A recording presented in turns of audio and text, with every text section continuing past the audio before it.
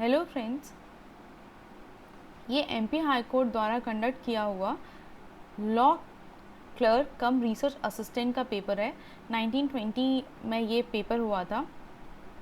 Okay ये paper जो है, इसके जो क्वेश्चंस होते हैं ये जुडिशरी एग्ज़ाम में भी रिपीट किए जाते हैं, तो इसलिए हम इनको डिस्कस कर रहे हैं। हमारी सीरीज़ चल रही है जिसमें हमने बहुत सारे पेपर्स के पास्ट ईयर क्वेश्चंस जो कॉन्स्टिट्यूशन के डिस्कस किए हैं और मैंने उसका इन डेप्थ एनालिसिस किया है। तो अगर आप उन वीडियोस को देखेंगे तो आपको एक क्वेश्चन के साथ 4 और क्वेश्चन प्रिपेयर होंगे। So please do watch those videos. मैं उनका लिंक आई बटन में दे दूँगी। एंड इफ़ यू फाइंड कि आपको कहीं से भी हेल्प हो रही है इन वीडियोज़ से, तो please do subscribe my channel. देख लेते हैं क्वेश्चन क्या कहता है। पहला कि who was the chairman of the constituent assembly. Constituent assembly जो है उसका चेयरमैन कौन था? तो आंसर है डॉक्टर राजेंद्र प्रसाद चेयरमैन थे कॉन्स्टिट्यूएंट असेंबली की। अब हम कॉन्स्टिट्यूएंट असेंबली के बारे में बात कर लेते हैं। कॉन्स्टिट्यूएंट असेंबली एक बनाई गई थी कमेटी कॉन्स्टिट्यूशन को ड्राफ्ट करने के लिए, कॉन्स्टिट्यूशन को लिखने के लिए। सो इसका जो आइडिया था वो प्रपोज किया गया था M.N. राव के द्वारा, इसको हम एम.एन. रॉय के द्वारा। और कौन से ईयर में प्रपोज किया गया था? 1934 में प्रपोज किया गया था। एंड जो कॉन्स्टिट्यूएंट असेंबली है वो फॉर्म किस दिन हुई थी? फाउंड हुई थी 9 दिसंबर 1946 को फाउंड हुई थी। और इसकी लास्ट मीटिंग जो थी वो 24 जनवरी 1950 को हुई थी। Okay, next question. Untouchability is abolished and its practice is punishable according to. So ये we all know explicitly article 17 में अनटचेबिलिटी को ख़त्म करने की और उसकी प्रैक्टिसेस होती हैं तो उसके अगेंस्ट पनिशमेंट देने की बात की गई है। Next question. Reservation for promotion of scheduled caste and scheduled tribe are valid as it is provided in. तो प्रमोशन में रिजर्वेशन की बात SC और ST के लिए किस अमेंडमेंट से इंसर्ट की गई? तो अमेंडमेंट थी 77th अमेंडमेंट। ईयर था इस अमेंडमेंट का 1995। ओके, एंड प्रोविजन जो ऐड किया गया था वो था 16(4)(a). Next is the enforcement of which of the following fundamental rights can not be stopped during the proclamation of emergency under article 352। ये सेम क्वेश्चन आपको जुडिशरी के 2018 के एग्ज़ाम में भी मिल जाएगा। ये कहता है कि कौन से फंडामेंटल राइट है जिनका जो एनफोर्समेंट है वो आर्टिकल 52 में लगाई हुई इमरजेंसी के बाद भी स्टॉप नहीं किया जाएगा, right.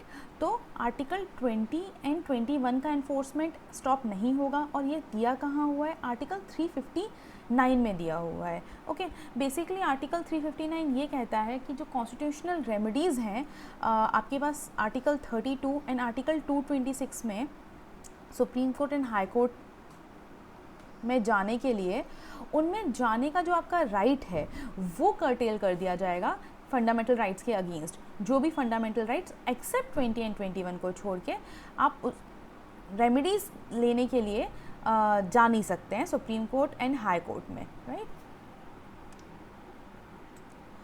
Next question. Legislative power of the president is under. Legislative power मतलब होता है ordinance making power of president. तो 123 में दे रखा है, आर्टिकल 123 में सुप्रीम कोर्ट के लिए। एंड गवर्नर के लिए एक आर्टिकल है जहाँ पे उसके लिए लेजिस्लेटिव पावर है वो है 213। सो अगर गवर्नर का लेजिस्लेटिव पावर पूछा जाए तो 213 एंड अगर प्रेसिडेंट का पूछें तो 123। ये क्वेश्चन भी आपको या तो 2017 या 18 के पेपर में मैंने डिस्कस किया है। Next is constitution of India.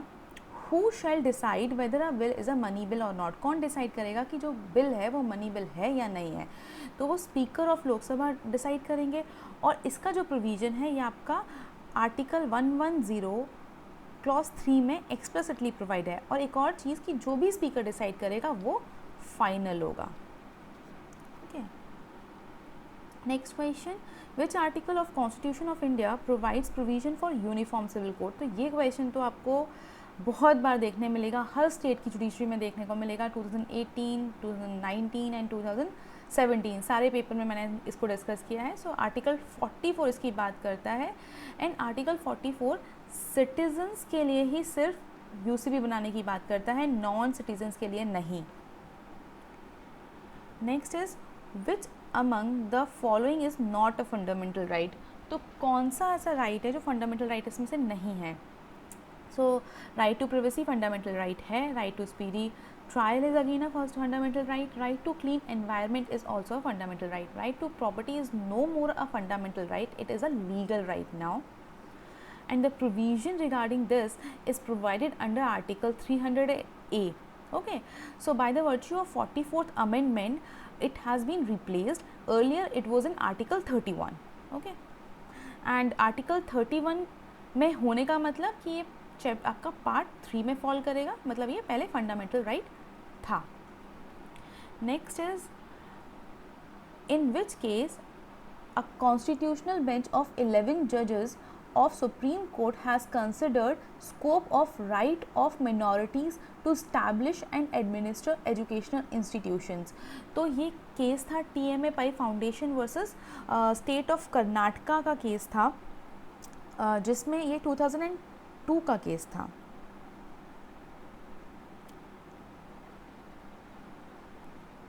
ठीक है, इस केस में ये बात की गई थी ना, 11 जज बेंच ने minorities and educational minorities to establish the educational institutions के स्कोप के बारे में कहा था। अब ये जो आपका प्रोविज़न है वो आर्टिकल 30 में दे रखा है, और आर्टिकल 30 क्या कहता है, right to minority to establish and administer educational institutions. So minority जो आर्टिकल 30 में है वो कौन कौन सी माइनॉरिटी हैं, वो रिलीजियस एंड लिंग्विस्टिक दोनों माइनॉरिटीज़ हैं। Next is justice Verma's committee report relates to, तो criminal amendment 2013 justice Verma committee की रिपोर्ट पे हुए थे, एंड ये आपको सबको पता है निर्भया का जो केस हुआ था उसके बाद इंट्रोड्यूस किया गया था। अब हम देख लेते हैं 2018 की जो क्रिमिनल लॉ अमेंडमेंट है वो किन केसेस के बात हुई। तो एक कथुआ रेप केस हुआ था, एक उन्नाव रेप केस हुआ था। जब वो रेप केस हुए तो बहुत ही ह्यू एंड क्राई हुआ, एंड बहुत ब्रूटली उनको रेप करके एंड देन एक केस में वो लड़की को मार दिया गया था, एक केस में उसने खुद अपनी जान ले ली थी। तो उसके बाद और स्ट्रिंजेंट पनिशमेंट देने के लिए क्रिमिनल लॉ अमेंडमेंट 2018 किया गया। तो ये सवाल नेक्स्ट पूछा जा सकता है। नेक्स्ट क्वेश्चन देख लेते हैं। ये बोलता है इन विच केस 9 जजेस bench of Supreme Court has held that all amendments to the constitution made on or after 24/4/1973 shall have to be tested on the touchstone of the basic or essential features of the constitution। तो ये कहाँ दिया गया था, कौन से case में कहा गया था कि जो भी अमेंडमेंट्स होंगी पोस्ट दिस डेट उनको टेस्ट पास करना होगा बेसिक एंड एसेंशियल फीचर का। So this was held in the case of IR कोहिलो versus Union State of Tamil Nadu, and this was 2007 का जजमेंट। एंड इस केस में ये जो केस था ये इंटरप्रिटेशन ऑफ बेसिक स्ट्रक्चर पे था। Okay, and after 24 April 1973 no complete immunity to law placed in 9th schedule कि उनका कोर्ट द्वारा जुडिशियल रिव्यू नहीं हो सकता। ऐसा कहा गया था कि कंप्लीट इम्यूनिटी नहीं दी जाएगी कि जो भी आपके शेड्यूल 10 में शेड्यूल 9 में अगर किसी लॉ को रख दिया गया है तो उसका जुडिशियल रिव्यू अब नहीं हो सकता। Okay, so do remember this date also. Next question, to safeguard public property and to abjure violence, ये क्या है? This is a fundamental right है, फंडामेंटल ड्यूटी है, DPSP है, ordinary duty of every citizen. तो ये फंडामेंटल ड्यूटी है, और फंडामेंटल ड्यूटीज़ में आपको सबको पता है कि 51A आर्टिकल में फंडामेंटल ड्यूटीज़ दे रखी हैं, एंड इसका स्पेसिफिक I ये बात करता है, और फंडामेंटल ड्यूटीज़ आपके पार्ट 4A में आती हैं। Next is do remember fundamental rights and fundamental duties and DPSP अगर आपके 10 क्वेश्चन किसी एग्ज़ाम में आ रहे हैं तो अप्रॉक्स 5 से 6 क्वेश्चंस इन्हीं में से होंगे। तो इनको बहुत अच्छे से प्रिपेयर कीजिएगा। एंड आपको लगता है कि आपको कहीं से भी कहीं तक मैं हेल्प कर सकती हूँ इनको प्रिपेयर करने में, इनको लर्न करने में, इनके कनेक्शंस ड्रॉ करने में, तो प्लीज़ कमेंट बॉक्स में लिखिए। I will try to make videos on that. Next question is, a person can be detained under preventive detention law without approval of advisory board for a maximum period of। तो बिना advisory board की permission लिए preventive detention law में कितने time तक किसी व्यक्ति को डिटेन कर सकते हैं? तो वो है 3 मंथ्स का टाइम। ओके, और ये दिया कहाँ हुआ है? आर्टिकल 22 में दिया हुआ है। Next is, in which case the Supreme Court held that secularism is part of the basic structure of the Constitution of India। तो ये आपके SR बोमई केस में कहा गया था कि सेक्युलरिज्म जो होगा वो हमारा बेसिक स्ट्रक्चर का पार्ट है। अब सेक्युलरिज्म क्या होता है? सेक्युलरिज्म का मतलब होता है कि state has no religion.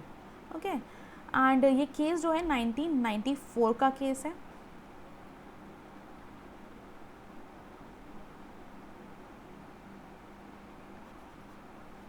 Next is,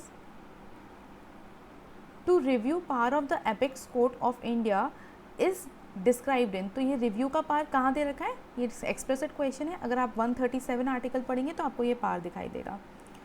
next is, who among of these determines the question whether a member of Lok Sabha has become subject to disqualification on the ground of defection in terms of 10th schedule of the constitution. तो कौन determine करेगा कि कोई व्यक्ति जो है वो anti defection के दायरे में आता है? स्पीकर ऑफ लोकसभा करेगा, और जो स्पीकर ऑफ लोकसभा होगा उसका जो डिसीजन होगा वो फाइनल होगा। एंड ये प्रोविज़न जो आपका मिलेगा आपको शेड्यूल 10 पैरा 6 में, एंड आर्टिकल 102 भी एंटी डिफेक्शन से रिलेटेड है, इसको भी आप देख लीजिएगा। Next is, which of the writs can be issued by the High Court to direct a public officers of the government not to enforce a law which is unconstitutional? So ये writ जो है वो सरसरी की writ है, ठीक है। अब आप देखें, जो सरसरी की रिट होती है और जो प्रोहिबिशन की रिट होती है, ये दो रिट जो हैं वो जुडिशियल अथॉरिटीज़ के अगेंस्ट इशू की जाती हैं। सो ये सवाल भी आपका एमपी सिविल जज के 2018 या 19 में पूछा गया था कि कौन कौन सी रिट है जो कि जुडिशियल बॉडीज़, जुडिशियल अथॉरिटीज़ के अगेंस्ट इशू की जाती हैं। तो एक तो होता है सरसरी, एक होता है प्रोहिबिशन। यहाँ पे ये पूछ रहा है कि हाई कोर्ट कौन सी जो पब्लिक ऑफिसर है गवर्नमेंट का, नॉट टू एनफोर्स लॉ, अगर उसको कोई लॉ ना वो इन्फोर्स करे, ठीक है, जो अनकॉन्स्टिट्यूशनल है, उसके लिए कौन सी रिट जारी होगी? तो वो सरसरी की रिट जारी होगी। और सरसरी का मतलब होता है कि हाई कोर्ट या सुप्रीम कोर्ट के द्वारा इंफीरियर कोर्ट या ट्रिब्यूनल को, जुडिशियल अथॉरिटीज़ को कोई ऑर्डर देना कि वो अपना प्रीवियस ऑर्डर क्वैश करें, तो क्वैशिंग दी ऑर्डर की रिट भी इसे बोलते हैं। Next is, preamble of the constitution declare India as.